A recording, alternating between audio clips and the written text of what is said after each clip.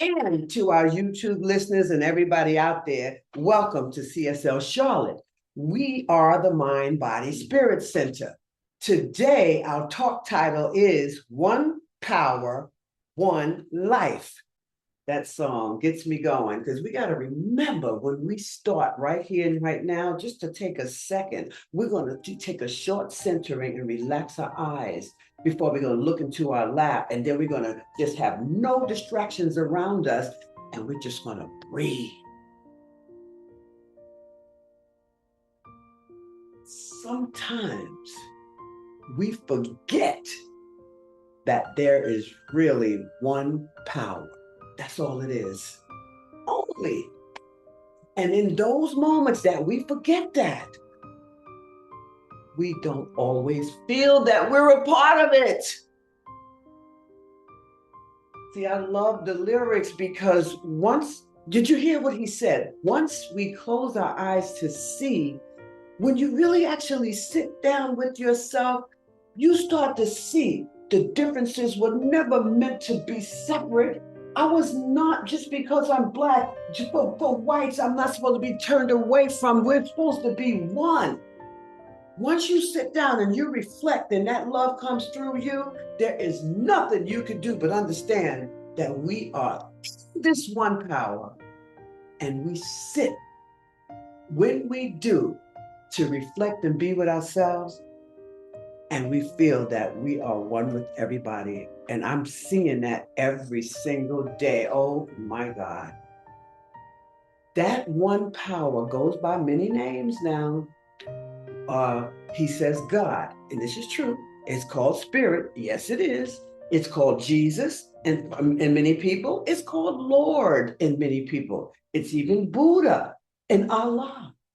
But it doesn't matter what name you give it, as long as that's the name that resonates with you. So when you sit with yourself, you feel that rhythm of this one power because it's already in you.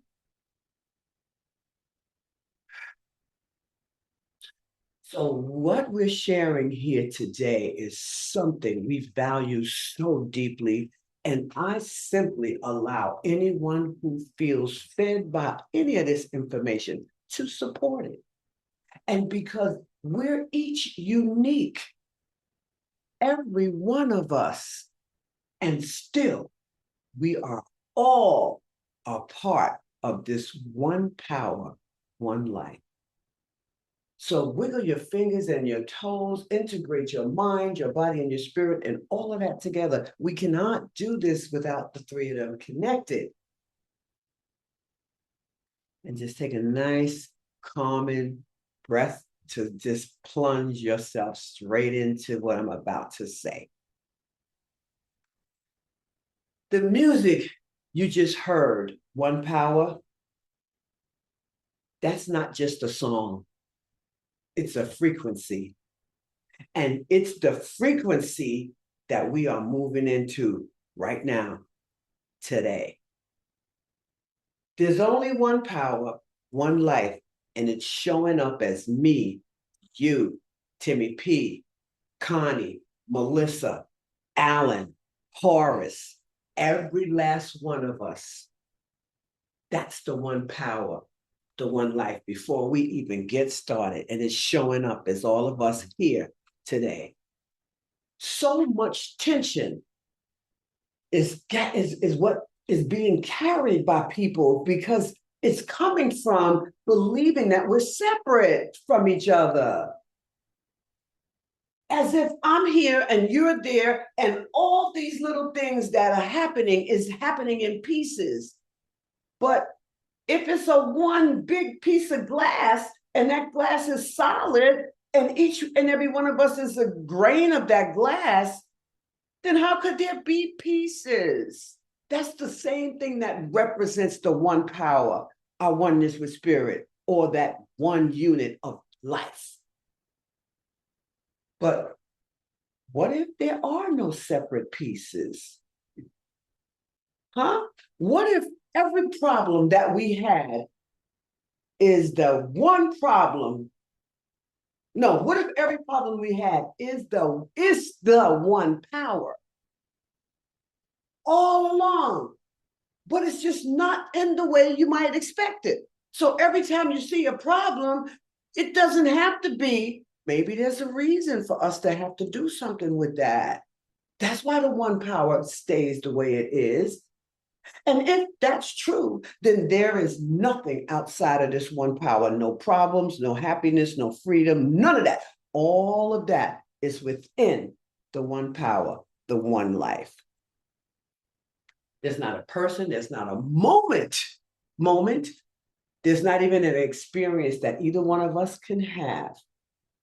We are only life expressing in ways like it just doesn't. And sometimes we may not like the ways we see it.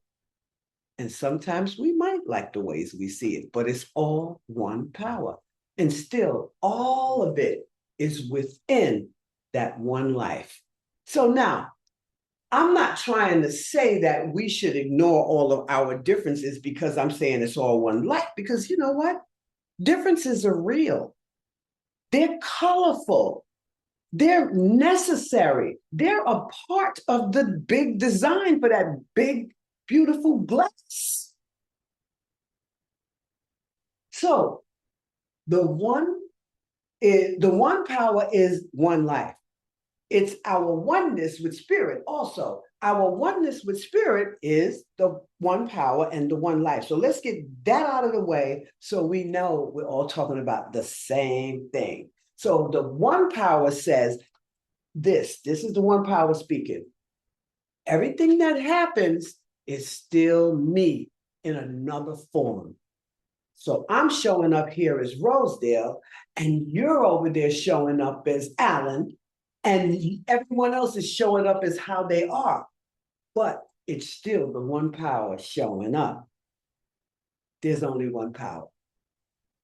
So now here's the thing. This is the cute part. It's very easy to say our oneness with spirit with people we love, because we can say, oh yeah, I love him or her. That's my buddy or my girl or whatever. But is it easy to stay connected with somebody who doesn't feel so easy to love? Because it's easy to feel connected with us when we agree with each other, or we're supporting each other, or we're smiling at each other. Yeah. But when we feel our oneness with spirit, can we feel our oneness with spirit when we don't understand someone? Huh? Can we feel it when someone disappoints us, or when life doesn't go the way we planned? Can we feel that oneness with spirit then? Because see, that's where spiritual practice comes in very heavy. And it's real important for us to start to really understand, well, let me get into the spiritual practice thing. You know, we're doing this thing. That's where it moves from a good idea into a living practice. Because our oneness with spirit isn't something that we only say when things feel good. If it's something we practice, especially when things are not feeling so good. So when we begin to remember that we are all expressions of the one life, we stop taking things so personally, not because they don't matter. Because people go, oh, I don't want to act like, no, but because we can see things much deeper when we get our feelings out of it. Because if your feelings are hurt by things, you got them out there too far. So then we have to ask ourselves, instead of feeling something bad or whatever, you say, what is life trying to show me here? That's all you got to ask. You don't have to get the answer right then. Or you might say, so-and-so did that to me. So what do I need to understand here? Because all of this is responsible. We're responsible for everything that happens to us, through us, and as us, even if it's against us. We're responsible for that. And then we might want to know, What's being revealed through this moment that this is happening? Because chances are you can slow down that blood pressure. You can stop that heart from rising because you can stop and say, wait a minute, instead of letting it do that gas thing on you, shoot it right up. Oh, no, I'm not going to do that. Because see, that used to be me years ago with the blood pressure. That's how my body would react because of the way I was taking things too personally. Yes, yes, because when you start doing that, the mercury rises because our oneness with spirit, it's not meaning for us to say, I accept everything, but what we should be doing is asking, what is it that I need to know right now? Where is it that I need to think about this? Because if you're in that, oh, I'm so hurt. They hurt my feelings. Or I'm so mad. Or this isn't fair. Or this is doing this. No, it doesn't mean that we're supposed to be all upset. It means that we have to stop, sit with ourselves, reflect, and then this way we can come back and clearly see who and what we're dealing with. And then we start to remember that one power. That's why you have to have that seat down and you have to get away from all that. Sit down. Because there's truth and understanding underneath the stuff that's going on in your life, in my life too. So yes, within our lives, we can set boundaries with people. We better, because you'll be a victim for the rest of your life if you don't set boundaries. You have to tell your kids, listen, honey, this is how we're going to do this because I need my own mindset. I can't have my stuff tied up in you. Yeah, I love you, but you ain't going to tie me up. So yes, we can set boundaries. And yes, we can say no. You can say no to me for sure, because I definitely do not let anybody saying to me, oh yeah, I'll make dinner for you. And all of a sudden they change their mind. That's okay. I have to let that be okay, because what about when I need that time to say, you know what? I can't do that. I can't make it. That's the way it goes. One thing that I get turned off about is someone that says, yeah, I like that. I'd like that. And they really don't. And then I won't do it if you don't do it. But then I know, okay, I had to tell somebody yesterday, well, the reason why you didn't hear me, I was doing something with some people. And I said, the reason why you didn't hear me is because you were talking. So I turned over here and talked to them. And every time I see you talking, I'm going to turn my back on you. And at the end, somebody said, you know what I like about you? You don't pull no punches. Because you have to be that way. And yes, we can choose what aligns with us. So if I say no, you're not going to make me feel guilty because you didn't hear what I said. And you know, things like that. You have to set the boundaries and everybody will understand you and you will understand each other. Because if not, we cut ourselves off from the truth. And then what happens is we are still connected, but we're not connected to the one power because we cut ourselves off from the truth because we're like, she's so mad at me, or I'm mad at her. No, once I say my truth, I don't mean it to be disrespectful. I mean it to free me, and you need to free you. So when life, our oneness with spirit, or the one power says anything other than that to us, we know that where we stand, we know who we are, and we remember who we're dealing with. Know who you're dealing with, even if it's you, because we are responsible for how we deal with people. That's the difference, because we're no longer reacting to life as if it's happening to us. Oh, that hurt it. We're participating in life as something happening through us. What is something happening through us? It's that oneness with spirit that's in us and through us, and it's all around us. And what we're talking about here today is not just some good old spiritual language to make you feel good. This is something that has been seen across science. Listen to this: psychology, and just plain old lived wisdom. And I say that because most of us here today are full of wisdom that some of us are using and some of us are getting ready to use. Let's put it that way. Because after a while, you start to wonder, hey, if I'm not liking this, it's time for me to use what I got. And we know what we got. And for me, this didn't happen overnight. It wasn't as if I grew up in this way of thinking at all. I didn't. In fact, it was about 40 years ago that I wanted this experience to be this person I am today. Oh, I did want to be who I am today. Now I understand it's my oneness with spirit that I was talking about, and I now live it. That wasn't the exact same language I used back then, of course, but I knew my life needed something different than what I was doing those years. So today, I don't just talk about what I do. And I don't just read about this information. I practice it. It's important. Practice makes perfect. Sean just said it. If you don't practice, you can't get to, what is it, Carnegie Hall. If you don't practice, and you remember how it was back in the day, those of us that are of age, and we know how Carnegie Hall was a big deal to get into. So back in the day, I was raised as a very traditional Christian, and some Baptist, some years I was Baptist, sometimes I was Methodist, sometimes I was whatever, but I never really understood. But I had a different way of seeing God than I do now.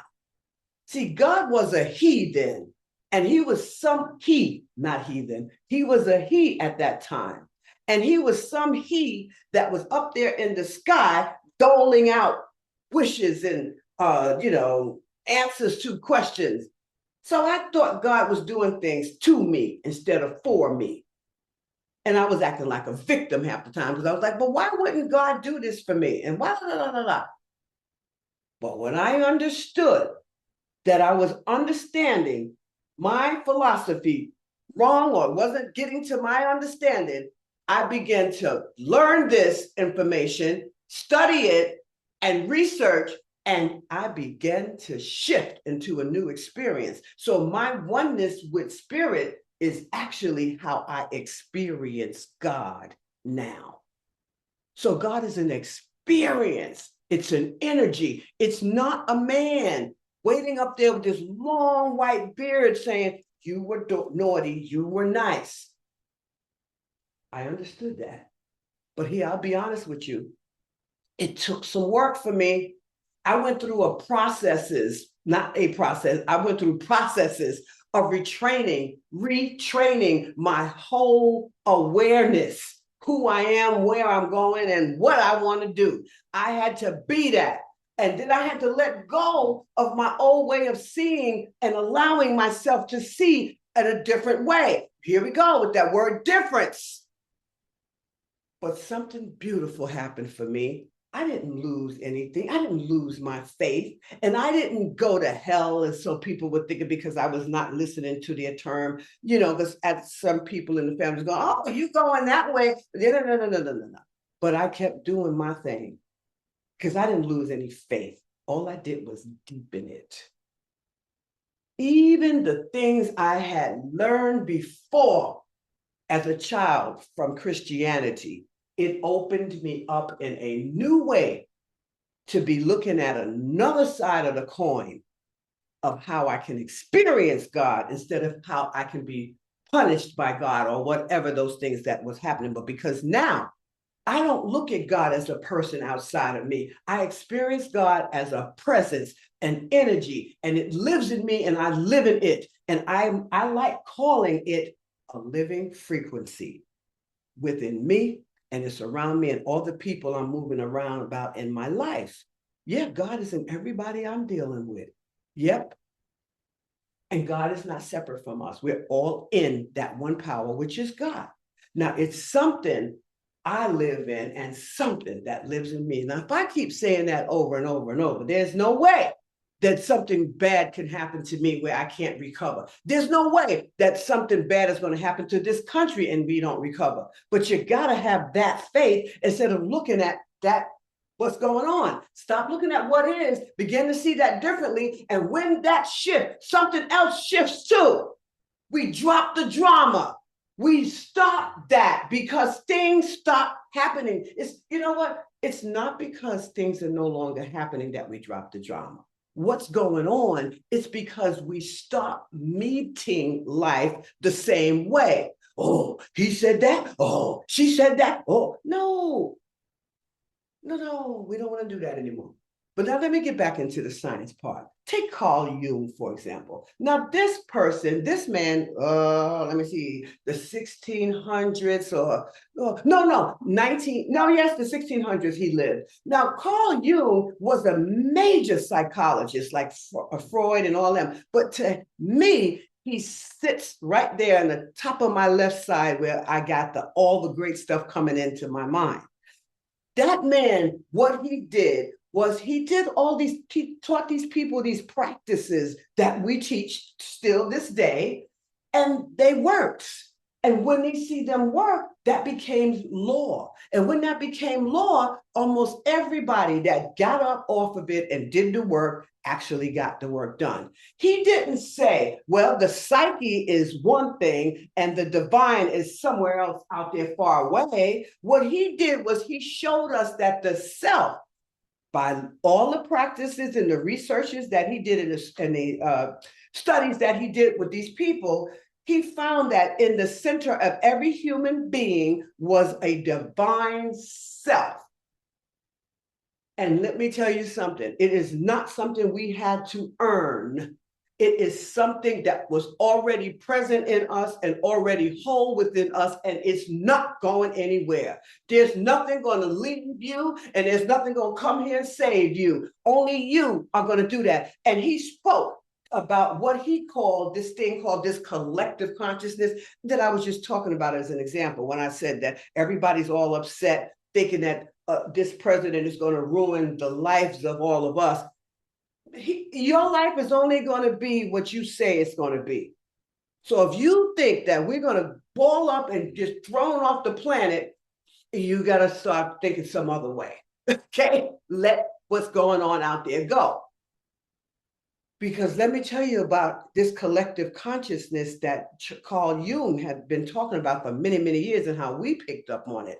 Because it means that we're in the shared field. All of us are participating in it. So thoughts are just things and they just float around all over the place.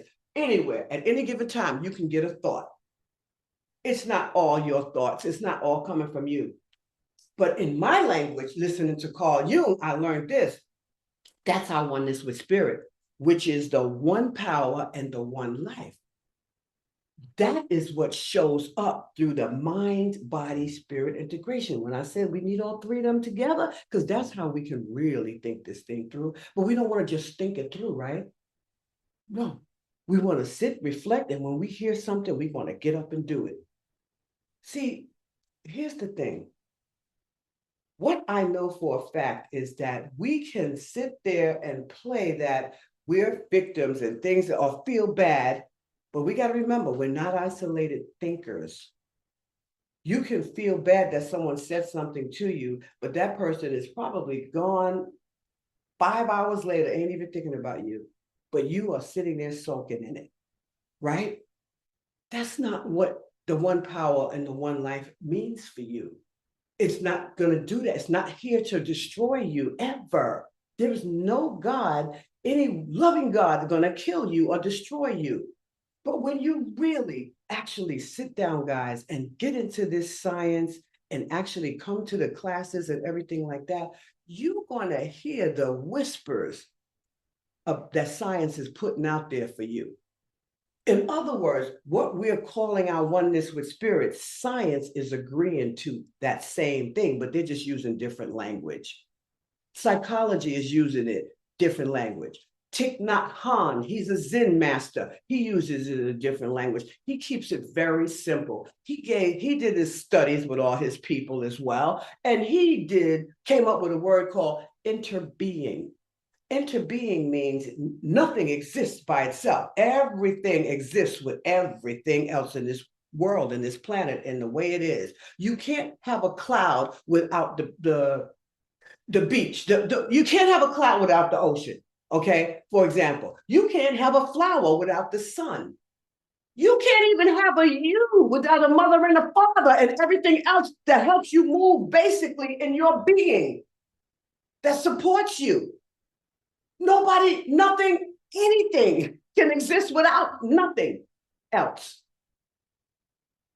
Now that's reality. Clear. That's it. I'm clear about that. So whether we come through psychology of ways of thinking, we can come up through physics, we can come up through Christianity, Catholicism, whatever way that we want to think this through, it's still one power. It's one continuous, unbroken whole. So all the Zen masters that I speak about, all these Asian guys, I love their names. Lao Tzu, Thich Nhat Hanh, all of them, grounded leaders, all of those psychologists, all of those physicists, quantum physicists. You know what they all do? They bring something that we can actually trust because they've done the practice, they've taught it, they've seen the results. Now, if you can't get behind that, then I don't know what you're going to need. Something that these guys give us is something we can live with, something we can trust, and something we can practice in our everyday lives. You got to stop and look at this stuff. It's real. Last week, okay, I'm putting something back into my life. Last week, I realized that one of my fitness certifications was about to expire in like 3 days. And let me tell you something. That is something that I was responsible for, but I kept putting it off because I said, oh yeah, I'll get it, but forgot many times, right? But years ago, what I would do when I was confronted with this thing that day, I would start just getting creepy. But since I started doing my daily spiritual practices for the last couple of years, that doesn't come to me as stress anymore, or pressure, or panic mode. Nowadays, I don't even go there.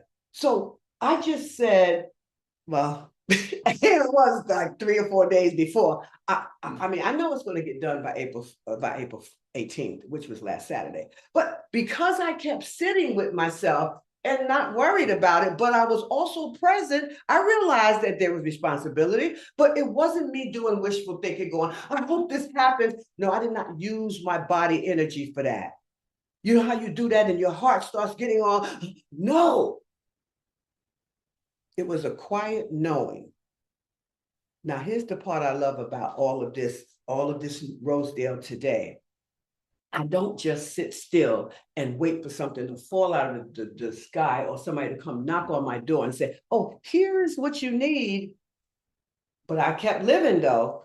I kept doing everything and having my fun, and I stayed present and I'm staying happy. There's nothing you can't do it like depressing, right?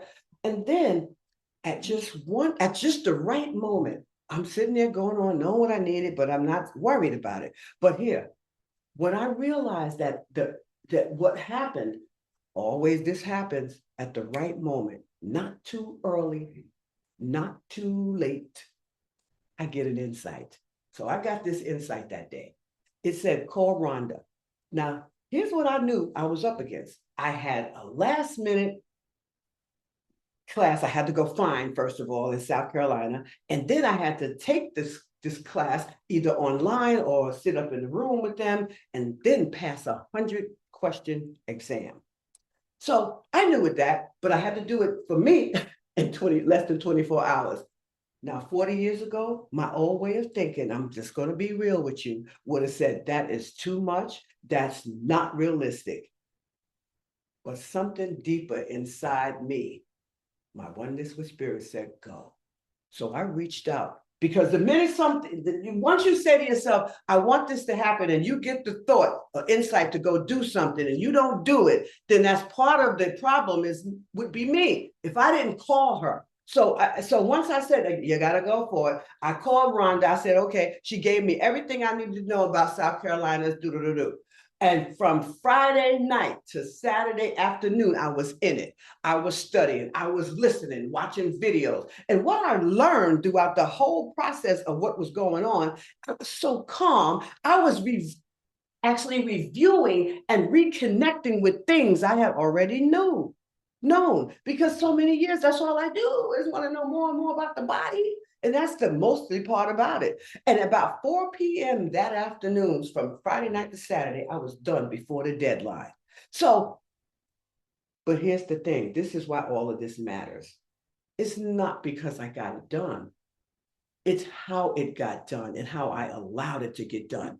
I didn't panic. The minute you panic, you squeeze things, your blood pressure, your everything, all your body systems go bonkers. So you ain't going to be able to focus. You got to let that go. But how I got it done without panic, no drama, was by doing the movement that I should be doing. Call Wanda. All right. Okay. Also, where is it? I have to trust. And then I had to take the action. And there was me doing it, listening, doing the classwork, reading, taking notes, and reaching out and making connection. But because I didn't do all that panicking, my brain had so much time to process what I needed to process. Get that?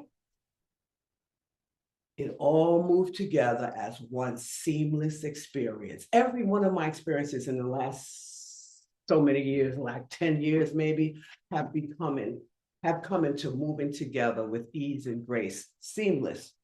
All the experiences seemed like it was not a big deal because I dropped the drama. And I came very close to my oneness with spirit, the one power. And I know exactly that it exists because it's how I get it done. And that's what I've come to trust. So when I sit with myself, and I keep telling people, sit with yourself. I mean it. And I stay engaged with my life. Whatever I need because of that comes when I need it. It may not come when I want it at that particular moment. But here's the thing. The idea shows up. The person I need, or the people, or the situation I need comes before me and happens. And then the next step for me becomes clear. And I make it. But always, everything happens for me in time for me to get what I want because I still move. But where's the worry? I don't. I am in the sitting with myself, just listening and getting up and continuing what I need to do. Cook, eat, go, hang out, do what you want to do with your friends. We got you.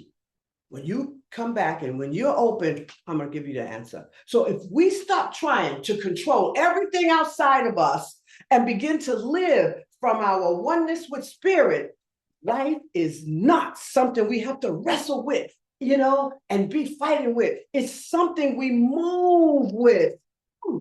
We get groovy on it, right, Groovy? It's the one life. And this one life is breathing as us. That's what it's doing. Every time we breathe, the thing is so close. It's closer than our jugular vein, the one life. That's the God that we have that's in us and around us. So when you ask, or when you decide, well, what should I give? Should I give? You might want to understand what you're doing. You're really making an investment into your consciousness.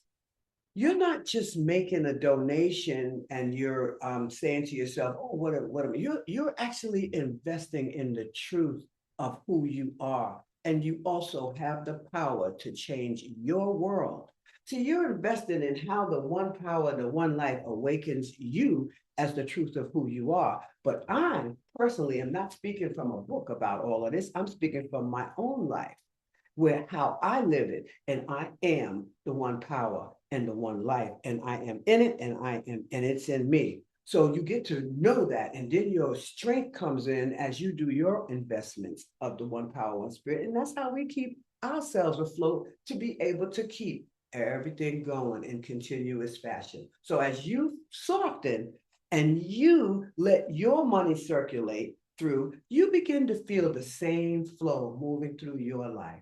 So as you align your giving, you flow. And so what that is, just ask yourself this one question. Am I willing to support a place where people don't just learn about one power, one life, but they actually transform and change their lives by it? So thank you for strengthening one power, one life through your giving. And thank you for hearing how the one power, one life works in your life.